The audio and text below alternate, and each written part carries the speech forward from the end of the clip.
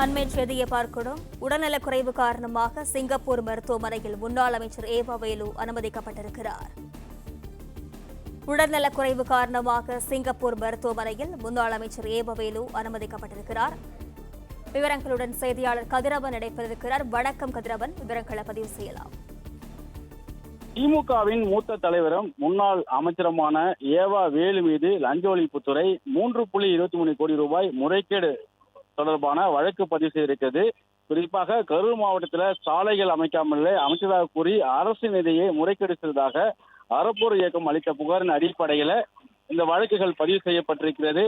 அப்போதைய நெடுஞ்சாலைத்துறை அதிகாரிகள் மற்றும் தனியார் ஒப்பந்த நிறுவனம் உள்பட 11 மீது குற்றம் சாட்டி சதி, மோசடி, ஊழல் தடுப்பு சட்டத்தின் வழக்கு பதிவு செய்யப்பட்டு திருவண்ணாமலை, சென்னை உள்ளிட்ட 20க்கும் மேற்பட்ட இடங்கள்ல அதிரடியாக சோதனைகள் நடத்தப்பட்டது.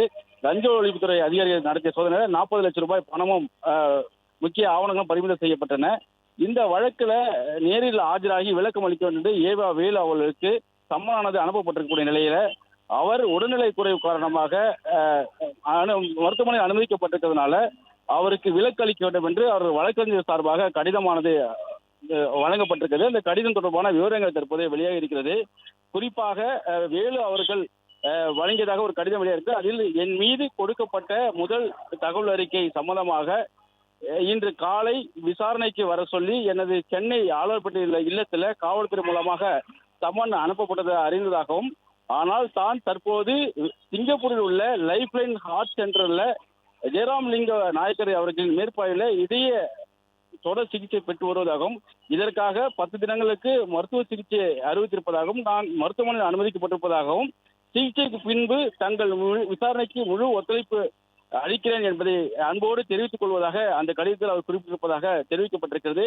தற்போது சிங்கப்பூரில் உள்ள மருத்துவமனையில சிகிச்சை பெற்று வரக்கூடிய காரணத்தால தன்னால் நேரடியாக ஆஜராக முடியவில்லை என்றும், சிகிச்சை முடித்த பின்பாக நேரில் ஆஜராகுகிறேன் என்று அவர்கள் தெரிவித்திருக்கவும், மருத்துவ சான்றிதழ்களோடு அவர் இந்த கடிதத்தை வழங்கியிருக்கிறார்கள்.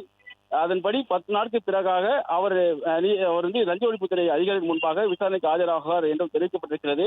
மருத்துவர் அறிக்கையிலும் அவருக்கு இஸ்கிமிக் இதய நோய், சக்கர நோய், கொழுப்பு அதிகரிப்பு, உயர் ரத்த அழுத்தம், தோல் சம்பந்தமான அறிகுறி இருப்பதாகவும், இதற்கான ஆலோசனைக்காக கடந்த 26ஆம் தேதி சிங்கப்பூரில் உள்ள தனது மருத்துவமனைக்கு வந்ததாகவும், 27ஆம் தேதி அவர் அனுமதிக்கப்பட்டு தொடர் சிகிச்சையில் இருப்பதாகவும் மருத்துவமனை தரப்புலையும் ஒரு சான்றிதழ் ஒன்று வழங்கப்பட்டிருக்கிறது.